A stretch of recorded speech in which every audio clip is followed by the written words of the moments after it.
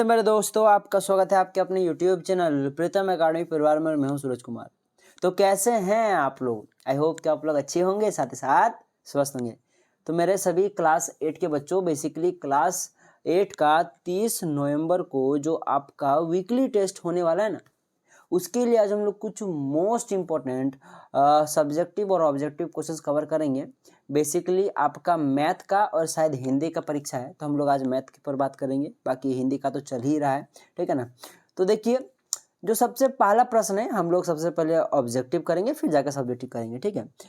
देखो, ऑब्जेक्टिव प्रश्न में सबसे पहला प्रश्न आपके लिए है कि एक पूर्णांक a का पावर में m के लिए m कहलाता है। यानी कि यहाँ जो a का पावर में m लिखा हुआ है, तो m क्या कहलाता है? अभी बोले सर, आप ही ने तो बोला अभी पावर है, तो इसी को पावर कहते हैं। जी हाँ, पावर को हम लोग एक्चुअली घातांक कहते हैं।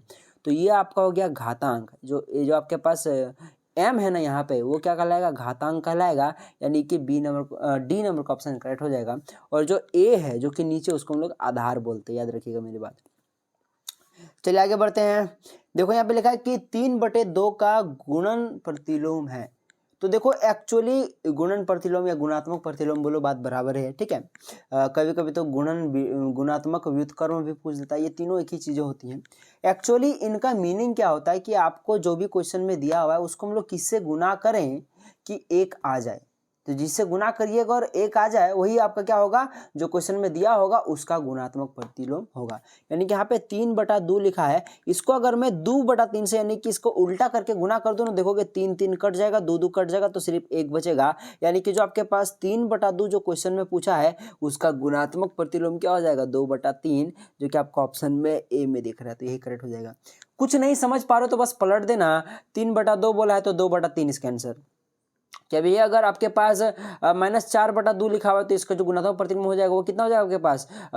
2/-4। लेकिन माइनस नीचे रहता नहीं, तो इसलिए कर देना -2/4, ठीक है। तो ये हो गया इसका गुणात्मक प्रतिलोम। कभी अगर आपके पास लिखा है कि 6/7, तो इसका गुणात्मक प्रतिलोम हो जाएगा 7/6।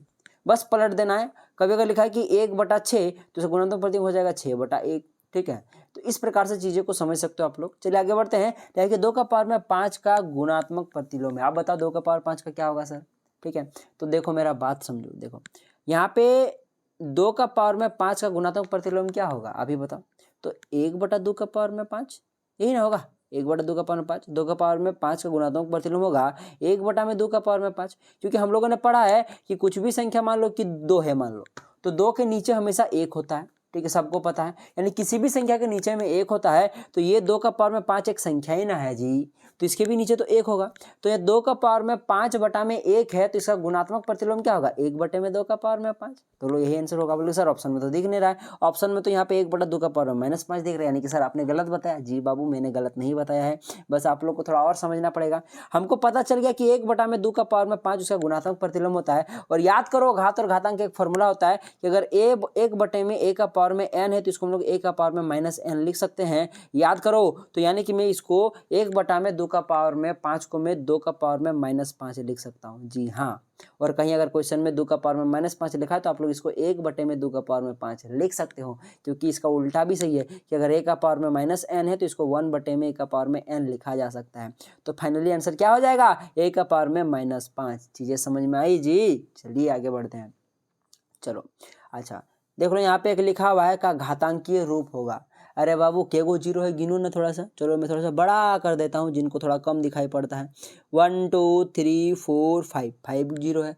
यानी कि देखा जाए तो यहाँ पे 1 लाख की बात चल रही है। 5 को जीरो है, तो बस क्या करना है आपको? 10 लिखकर ऊपर में 5 दे देना है, पावर में 5 कर देना। यही इसका घातांकीय रूप हो जाएगा, यही आंसर हो जाएगा। अगर मान लो कि 1 देकर 7 को जीरो है, तो 1 दे के 10 दे के ऊपर में 7 कर देना पावर में, बस वही आंसर हो जाएगा। तो इसका क्या हो जाएगा ऑप्शन? बताओ, बी नंबर का। चलिए आगे बढ़ते हैं। चलिए, ये प्रश्न जो है बहुत ही इंपॉर्टेंट प्रश्न है, और इस टाइप का एक प्रश्न आपको देखने को मिलेगा ही मिलेगा आपके फाइनल एग्जाम में कि मानक रूप निकाले, ठीक है। तो मानक रूप वाला जो है वो अच्छे से कर लीजिएगा, ठीक है। अगर कोई दिक्कत हो तो कमेंट कीजिएगा, मैं उसके लिए अलग से आपको वीडियो बना के दे दूंगा, पर कर जरूर लेना है। लेकिन सूर्य एवं पृथ्वी के बीच की दूरी 150 मिलियन किलोमीटर है। आप बोलोगे सर 150 मिलियन किलोमीटर क्या होता है? तो ये तो चीज़ आप लोगों ने सुना होगा ना कि 1 मिलियन में 10 लाख होता है, 1 मिलियन में 10 लाख होता है। तो जाहिर सी बात है 150 मिलियन मैंने कितना हो गया, 150 को आपको 10 लाख लेना है। तो 150 को 10 लाख का मतलब क्या हो जाएगा, जाहिर सी बात है 15 करोड़। यानी कि यहाँ पे किसकी बात चल रही है, 15 करोड़ की बात चल रही है। यानी कि 15 देकर देखा जाए तो 7 गो जीरो, 1 2 3 4 5 6 7, क्योंकि 7 गो जीरो में करोड़ होता है, ठीक है ना। एक देकर 7 गो जीरो का मतलब हो गया करोड़, ठीक है। तो यहाँ 15 देकर 7 गो जीरो 15 करोड़, ठीक है। और यही आपका कितना होता है, 150 मिलियन होता है, ठीक है। यानी कि ये 150 हो गया और इधर 10 लाख, ठीक है। 150 को 10 लाख लेना है आपको, तो ये होता है 150 मिलियन, ठीक है। क्योंकि 1 मिलियन में 10 लाख होता है और यहाँ 150 मिलियन में यानी कि 150 को 10 लाख लेना है, ठीक है। तो बस इस तरह समझ लो कि 150 लिख देना, इधर से आपको 10 लाख लिख देना है, तो हो जाएगा आपके पास क्या, आपके पास 150 लाख, 150 को 10 लाख यानी कि आपके पास हो जाएगा 150 मिलियन, ठीक है। फिर 15 करोड़, तो 15 करोड़ का आपको क्या करना है, मानक रूप में बनाना है। अरे बाबा कुछ नहीं करना है, मानक रूप में बनाना बहुत ही सिंपल है। देखो यहाँ पे क्या संख्या कहाँ दिया हुआ है, यहाँ पे संख्या दिया हुआ है। संख्या तो सभी संख्या ही है, 0 भी एक संख्या, 1 भी एक संख्या, 5 भी एक संख्या है। परंतु देखो कि 0 को छोड़ने के अलावा बाकी क्या क्या है, तो 1 और 5 है, यानी 15 है। तो आपको जो भी संख्या यहाँ पे दी होंगी, ठीक है ना, 0 को छोड़ने के बाद जो संख्या होंगी उसमें से क्या करना है कि एक को छोड़कर दूसरे में आपको पॉइंट लगाना है, दूसरे नंबर पे, ठीक है ना। यानी कि किधर से, बाएं से दाएं की तरफ जाते हुए। तो देख सकते हो बाएं के दाएं इधर चलता है। तो यहाँ पे आप लोग देखो, मैं थोड़ा कलर चेंज कर लूँ, यहाँ पे आपके पास नॉन जीरो संख्या 15 है, यानी कि जो जीरो नहीं है, ठीक है। तो यहाँ पे 15 में एगो 5 है, एगो 1 है और एगो में 5 है, ठीक है। पहले 1 है फिर 5 है, तो आपको 1 के बाद जस्ट क्या करना है, एगो पॉइंट लगा देना है। तो 1 के बाद जस्ट एगो पॉइंट लगाओगे तो जाहिर सी बात है यहाँ पे देखो कि पॉइंट जैसे लगा उसके बाद क्या संख्या बताओ ना, 1 2 3 4 5 6 7 8, यानी कि आपके पास यहाँ पे 1.5 आपको लिखना है और यहाँ गुणा में 10 देखिए के गो जीरो लिख देना है, के गो था, फिर से गिन लो 1 2 3 4 5 6 7 8, 8 कर देना है। यानी कि हो जाएगा 1.5 इंटू में 10 का पावर में 8, ठीक है। चीज़ें समझ में आई, अगर समझ में नहीं तो बोलेगा, मैं इसका एक अलग से वीडियो बना दूंगा, बाकी मैंने बहुत पहले इसका एक वीडियो लिया हुआ है, ठीक है। अच्छा देखो फिर से थोड़ा सा समझा देता हूँ आपको, मानक रूप में करना क्या होता है कि जो नॉन जीरो संख्या होता है, यानी कि जो जीरो नहीं होता है, ठीक है ना, तो आपको क्या करना है कि बस उस नॉन जीरो संख्या में एक को छोड़कर आपको दूसरे में पॉइंट लगाना होता है, यानी कि एक को छोड़ के बस आपको पॉइंट लगाना होता है। अब उस पॉइंट को लगाने के लिए आपको क्या गुना करना पड़ेगा या क्या भागा करना पड़ेगा, बस उसको कर दो, वही आपका क्या हो जाएगा, मानक रूप हो जाएगा। जैसे यहाँ पे 15 करोड़ था, यानी कि 1 2 3 4 5 6 7, 15 देके 7 को जीरो 15 करोड़ हो गया। तो आपको पॉइंट किसी तरह से करके यहाँ पे लाना। अब यहाँ पे पॉइंट लाने के लिए आपको क्या करना पड़ेगा भाई साहब, 1 2 3 4 5 6 7 8, 8 से 10 का पावर में 8 से गुना करना पड़ेगा, तब ना ये पॉइंट उधर चला जाएगा, वापस आपका 15 करोड़ मिल जाएगा। यानी कि आपके पास क्या बचेगा, 1.5 इंटू में 10 का पावर में 8, यही चीज़ होता है। तो यानी कि यही आपका क्या हो जाएगा, मानक रूप हो जाएगा। तो आपके पास ऑप्शन नंबर बी करेक्ट हो जाएगा। चलिए आगे बढ़ते हैं। अब बताइए कि इसका घातांकीय रूप क्या होगा। अरे जाहिर सी बात है यार, के गो -5 है, गिनो ना, 1 2 3 4 5 6 7 8, यानी कि -5 का पावर में 8, यही आंसर हो जाएगा, ठीक है। तो अब दे दो, अब कहाँ पे ऑप्शन में आपको दिख रहा है, तो देखो -5 में 8, ए नंबर का ऑप्शन करेक्ट हो जाएगा। चलिए आगे बढ़ते हैं। अच्छा इतना का गुणात्मक व्युत्क्रम क्या होगा, अरे गुणात्मक प्रतिलोम ही पूछा है, गुणात्मक प्रतिलोम, गुणात्मक तत्सम, योज प्रतिलोम, ये सब कर लीजिएगा, इससे प्रश्न रहता ही रहता है, 1 2 प्रश्न जरूर रहेगा फाइनल एग्जाम में। तो बस पलट दो, 3/2 इसका सही आंसर हो जाएगा, जो कि ऑप्शन में कहाँ पे दिख रहा है बताओ, सी नंबर में। चला के बढ़ते हैं। 10 का पावर में -10 का पावर में -10 का गुणात्मक प्रतिलोम क्या होगा। अरे बबुआ अभी मैंने आपको बताया ना कि 10 का पावर में -10 को हम लोग ऐसे लिख सकते हैं, 1/10 का पावर में 10 लिख सकते हैं कि नाराज लिख सकते हैं, क्योंकि 1 का पावर में अगर -n है तो उसको हम लोग 1 में 1 का पावर में n लिख सकते हैं। तो यानी कि ये कुल मिलाकर क्वेश्चन में आपके पास 1/10 का पावर में 10 पूछा है। तो आप इसको बस पलट दो, यानी कि क्या हो जाएगा, 10 का पावर में 10 इसका गुणात्मक प्रतिलोम हो जाएगा, जो कि ऑप्शन में कहाँ दिख रहा है, ऑप्शन नंबर सी में दिख रहा है, ये करेक्ट आंसर हो जाएगा। चलिए आगे बढ़ते हैं। अच्छा अब देखो ये बहुत ही लॉलीपॉप सा क्वेश्चन है, बहुत इंपॉर्टेंट क्वेश्चन। ए का पावर में m इंटू में ए का पावर में n, बता निम्नलिखित में से कौन सत्य है। तो भाई साहब ए का पावर में m इंटू ए का पावर में n, कभी भी अगर आधार अगर समान हो और जो पावर है जिसको हम लोग घातांक बोलते हैं, अगर वो अलग अलग हो तो पावर आपस में जुड़ जाता है। यानी कि ए इंटू में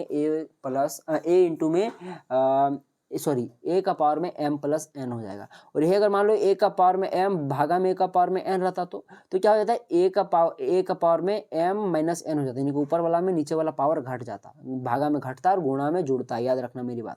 चलिए आगे बढ़ते हैं।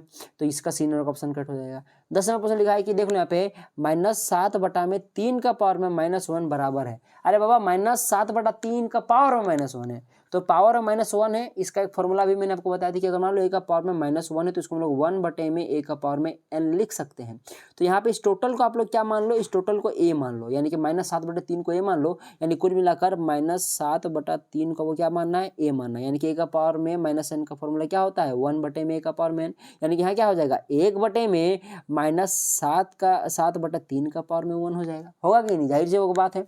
अब किसी का पावर में 1 होता है तो वो जैसा का तैसा हो जाता है, यानी कुल मिलाकर ये क्या आपके पास 1 में -7/3 हो गया। अब -7/3 अगर ऊपर चला जाएगा तो पलट जाएगा, यानी कितना हो जाएगा 3 में -7। अब माइनस को ऊपर ले जाओ तो जाएगा -3 में 7, यही आंसर हो जाएगा, क्योंकि माइनस हर में नहीं रहता, हमेशा अंश में है तो फिर बीच में डाल दीजिएगा। ठीक है, तो बात बराबर है, ये और ये सेम ही चीज़ है, 3 में -7 या फिर -3 में 7 बराबर ही चीज़ें होती हैं। तो यानी कि -3/7 जो कि ऑप्शन नंबर डी में दिख रहा है करेक्ट हो जाएगा।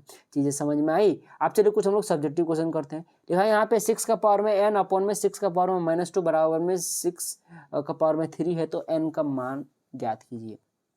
देखो बाबू, देख लो आपके पास ये क्वेश्चन में है 6 का पावर में n, जो कि आप लोग देख सकते हो ये बाई में 6 का पावर -2 जो कि 6 का पावर में 3 है। तो आप देखो अभी मैंने बताया कि अगर a का पावर में m बटे में a का पावर में n है तो क्या होता है कि पावर जो होती है ऊपर वाला में नीचे वाला घट जाता है, यानी कि a का पावर में m -n हो जाता है। तो बस इसको 6 को a मान लो, तो यहाँ पे पावर में ऊपर में n है और यहाँ पावर नीचे में -2 है, यानी कि n में क्या हो जाएगा, घट जाएगा, क्या -2 घट जाएगा, इसलिए यहाँ पे 2 बार माइनस लिखा हुआ है। एक तो घटने वाला जो हमको लिखना है वो तो लिखना है, ये फॉर्मूला में होता है, और यहाँ ऊपर से -2 भी, इसलिए हम लोगों ने 2 बार माइनस लिखा हुआ है। अब माइनस माइनस गुना होगा तो प्लस हो जाएगा, तो वही चीज़ क्या हो जाएगा आपके पास 6 का पावर में n+2 हो जाएगा, क्योंकि माइनस माइनस गुना के प्लस हो जाएगा।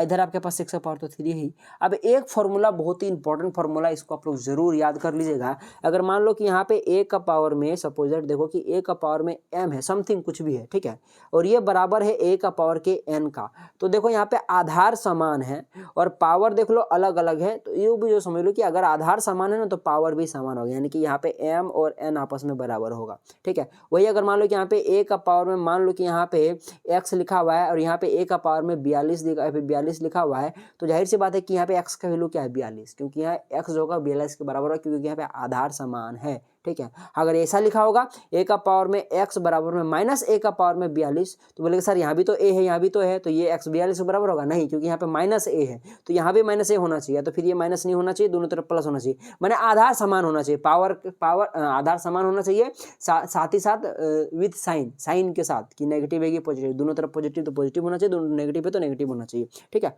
तो देखो यहाँ पे देखा गया तो 6 का पावर में n+2 हो गया, यहाँ 6 का पावर में 3, देख लो दोनों में 6 बेस है, यानी कि जाहिर सी बात है कि यहाँ का n+2 इधर वाला और इधर का 3 जो कि आपस में बराबर होगा। अब बस यहाँ से n का वैल्यू निकाल लो, तो n को रहने दो, 2 को उधर भेज दो तो घट जाएगा, क्योंकि ये +2 है तो जाकर -2 हो जाएगा। अब 3 में अगर -2 चला गया तो कितना बचेगा, 1 बचेगा, यानी कि n का वैल्यू आपके पास आ चुका है। तो चीज़ें समझ में आई आपको।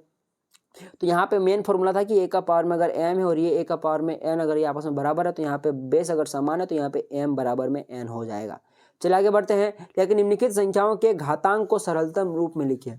सरलतम रूप में इसको सॉल्व करना, तो देखो सबसे पहला प्रश्न आपके पास है -2 का पावर में 3 और -2 का पावर में a। अब देखो यहाँ भी a है और यहाँ भी a का पावर में 3 है, यहाँ पे एक मान लो कि -2 का आप लोग a मान लो, ठीक है, तो a का पावर में 3 और यहाँ a का पावर में 2 है, तो बस क्या होगा, पावर जुड़ जाएगा। अभी मैंने बताया था कि a का पावर में m इंटू k का पावर में n होता है, तो वो क्या होता है m+n हो जाता है a का पावर में। ठीक है, तो ये जाहिर सी बात है -2 का पावर में जो आपके पास 3 और 2 था वो आपस में जुड़ जाएगा, यानी कि -2 का पावर में 5 हो गया।